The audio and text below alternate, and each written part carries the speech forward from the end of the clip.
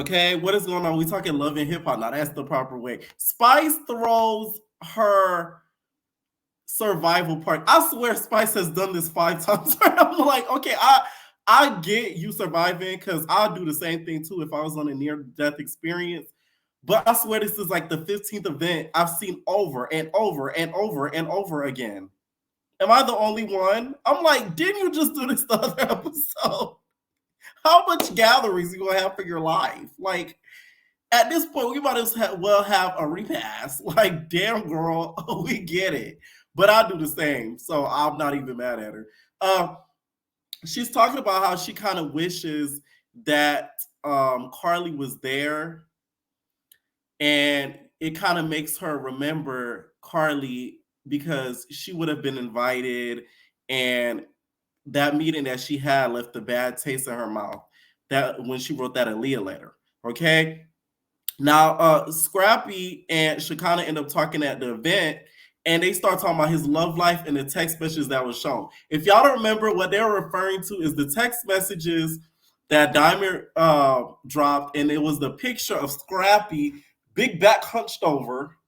You know the definition of big back? That's really Scrappy. Big back just whoo.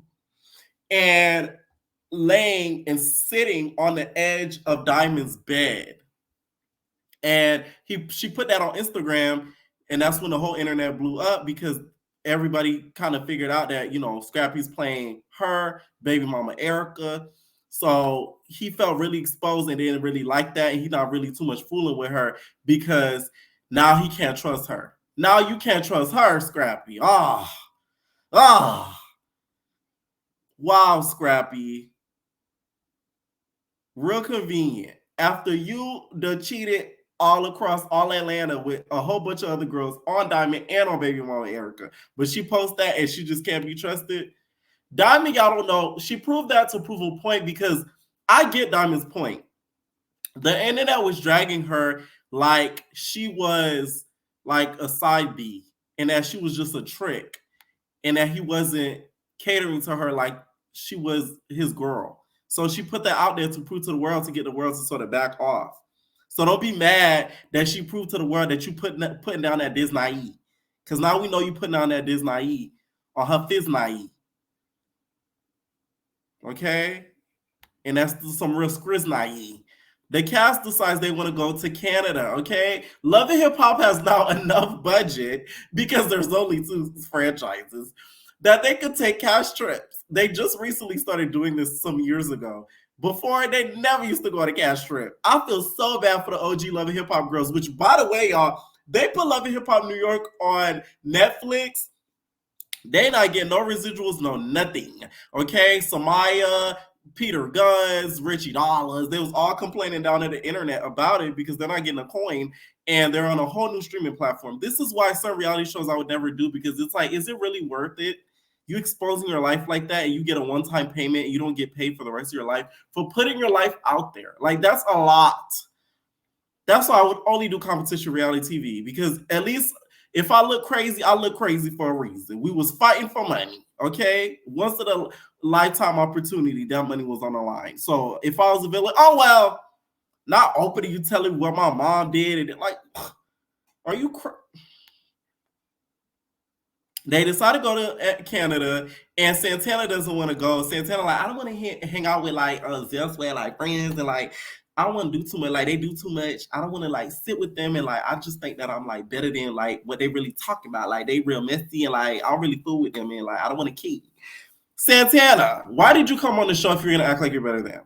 Clearly, you needed the check, so why even do the show?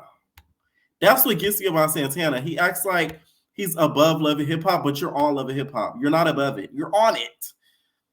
I get him not feeling full outline with like Zel's friends, but it was mostly Erica that caused that whole situation. If we were going to get it back, they're not really saying her name like Michelle Obama, but that's what really tipped off everything. So it's not like the rest of the girls are just going to be out here getting in the fist fights, getting Zel arrested again.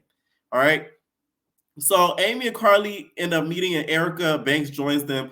Carly's throwing an axe, reminiscing about her relationship and when she got caught in the act unfaithful with Tammy Roman. And Erica reveals that she has broken up with Chaotic because he's a little boy. I don't feel bad for Erica Banks. His name is Chaotic. What the you thought you was gonna get? A good nigga? A man. His name is Chaotic. You know what I'm saying? Like, what you thought you were gonna get? At least Jock, he tried to switch his F boy ways, and he was referred to as Jocille. You know what I'm saying? At least Kendra had his real name to refer him as. You still refer to that nigga as Chaotic. That ain't that nigga real name. Kendra said, I'm gonna refer to you, and you're gonna refer to me in a form of respect, Jocille. Okay, fuck a Jock. It's Jocille, right? So I'm not surprised. I'm really not, to be honest, and I really feel like Chaotic kind of liked Amy more a little bit than Erica, to be honest. So I wasn't shocked at all. Saucy goes in the studio and he lets out his vents. He vents out all his raps straight out the ripper. You playing with me on Love and Hip Hop? I'm a tipper.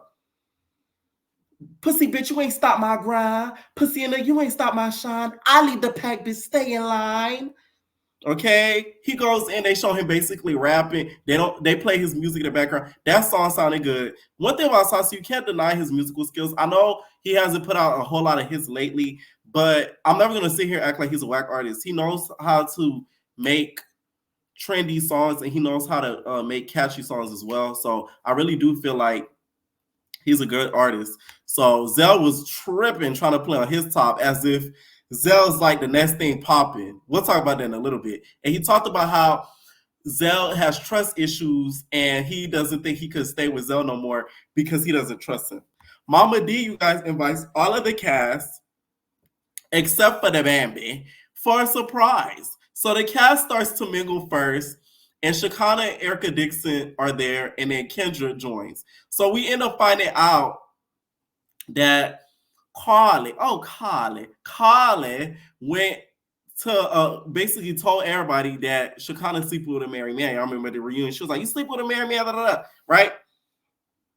And Shekinah said that is not true, and it's ruining her funeral home business. Where's Phaedra? Like, at this point, you need to contact Phaedra Creonta Parks so she can help you out with this. Because Phaedra does embalming. So she would know a lot when it comes to that and how it could defame your business. I don't feel bad for Shekinah. This is your karma. You have meddled in people's businesses seasons after seasons, and now it's coming back to bite you in the ass. Okay? It's all coming back to bite you in the back. So now Carly is meddling in your business and telling your business. It's messy meets messy.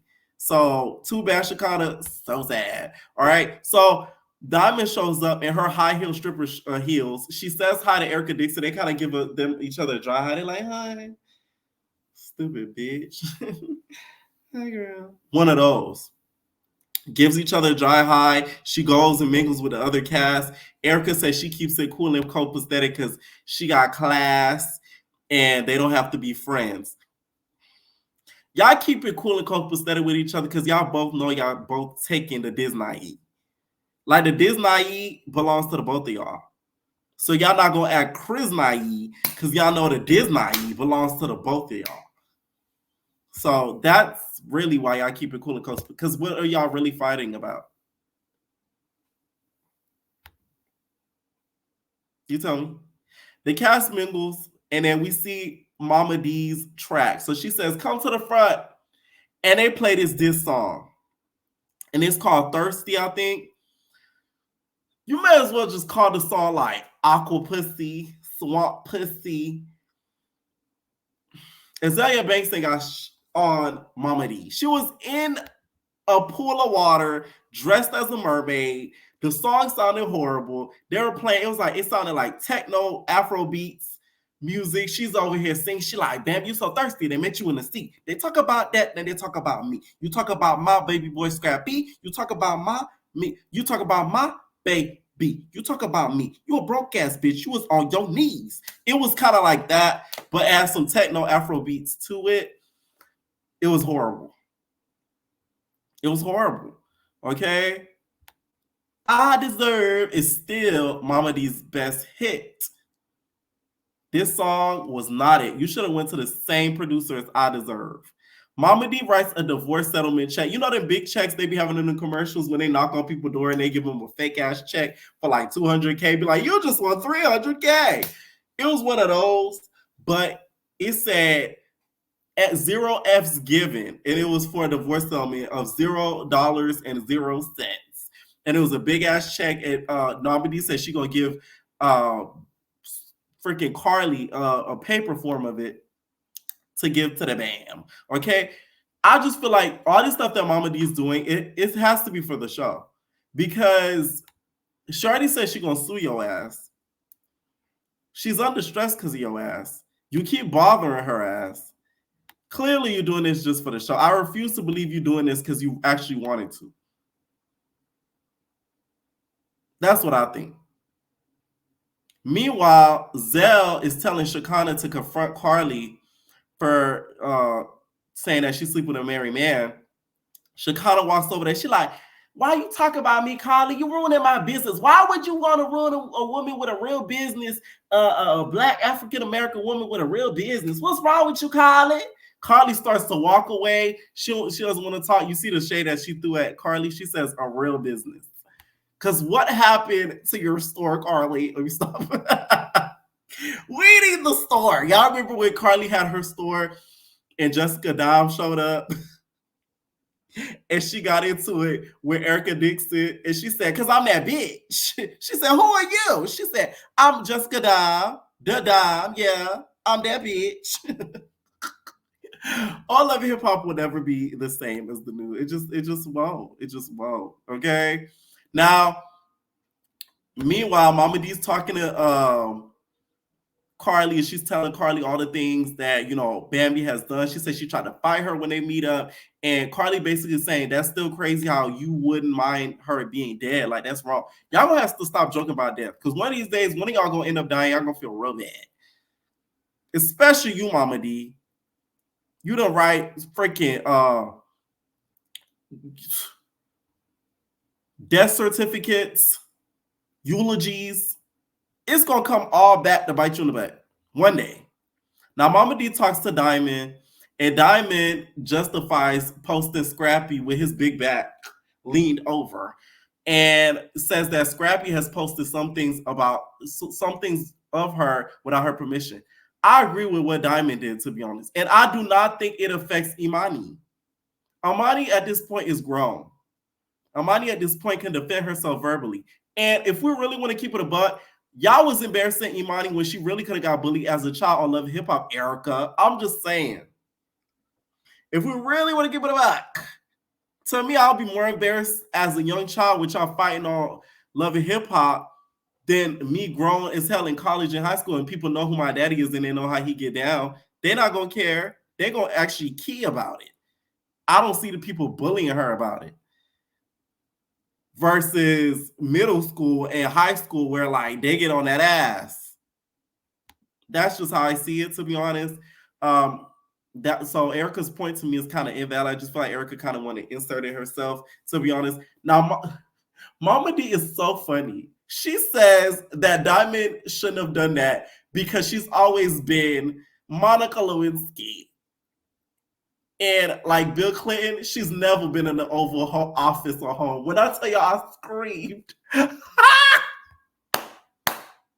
Mama D! That was unmatched comparison, and it was so funny. Like, she said, she's always been Monica Lewinsky, and she's never been invited into the Oval Office. Dami, you can't be cool with her after she said something like that with you. Because everybody know that Monica Lewinsky got a nut shot on her face. So she just called you that get nutted on. Really? Okay? Erica comes over, they start going back and forth. And she was like, it affects Imani, it affects Imani. Not really like that, to be honest. They start going back and forth. Security starts to intervene because y'all know Love Hip Hop on MTV now. They don't do violence, okay? I don't do violence. I just want to sit and ride BJ. Let me stop. For y'all that know the reference. Yeah, so they don't do violence. They started inching because they felt like somebody was going to get popped because they were like this close to each other. Mama D straight in the middle. I deserve. And they just beep, beep, beep, beep, beep, beep, beep, beep, beep, beep, beep. They start going back and forth. Next thing you know, security gets deeper in and they're like, when are y'all going to have to get up? She's like, I'm not moving. I'm not moving. Erica, you shouldn't have moved. You're the OG of this franchise. Diamond should have got up. Regardless. Both of them end up not moving until Erica got up. And Erica said they start going back and forth when she get up. She said she gonna whoop her ass in a squabble. Who do I think would take the W? I feel like Diamond will take the W. Them skinny girls, y'all be sleeping on them. And she look like she moved fast. That's just what I think. Now, Erica threw some shots at her and said, girl, you ain't even got no green screen. Child, we see Diamond in the green screen. She said, hi, Erica. Diamond, please. You still can't talk, though. This is your first season in a decade. Please. You been should have had a green screen and been on the show. So not too much. I know they offered her because she did an interview with Carlos King, but please, like, stop. Don't be acting like, you main character vibes. Okay? Now, Zel and Saucy end up getting into a fight at the end of this episode. I have told you guys this. I do not feel like Zel was ever into Saucy. I feel like had Saucy been just a regular guy and not famous, he would not be even interested in him. Now, Saucy said that he went to Zel was just like, I'm cheating on you. Yeah, I just found my training the other day. What you gonna do? And Zel was like, shocked. So Zel couldn't trust him after that, which Zel, you probably was cheating on him with niggas and females. So not too much. They ended up getting into it and it escalated.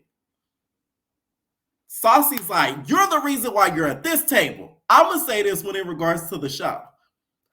Saucy could have gotten on the show without Zel.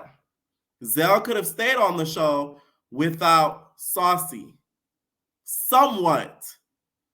Zel's camera time would not have been that much without Saucy because Zel would have came in as Bambi's friend in support of all the drama she's going through and he wouldn't have got that much camera time. On the other hand, Saucy could have got more camera time because he's a household name at this point. He's more famous than the show. You know what I'm saying? So it's like he could have get on the show without Zel. So Zel, not really. No. I get what he was going at, but no. Saucy could have got on there by himself. They would have found somebody mutual that he know. And doesn't he know like Sierra? Doesn't he know Carly and stuff like that? He could have got in there easily without Zel. So I don't agree with that. Now, Zel and him start going back and forth. Zel's like, when's your last song? Baba, bop, baba, bop, dida, baba, bop, dida, baba, bop. I like people hate when Saucy do that dance, but I find it funny. You that was a good one, though, Zel. That was a good one. That was a good one. He said, baba, bop, baba, bop, baba, bop. To the point where they almost end up getting into physical fisticuffs. This is a bad example. You guys are showing that gay relationships end up in physical violence. Okay? Damn it, man. Now, I do think, though, that Zel fell in love with him after getting to know him better because Zel's restraint was major. Y'all done seen him get rowdy with niggas. So he had a lot of restraint with Santana, to be honest, than he would have had with some other niggas. And I think it's because he still cares for him deep down, regardless of what they were saying to each other. Now, Saucy called him all types of bums and kicked him out.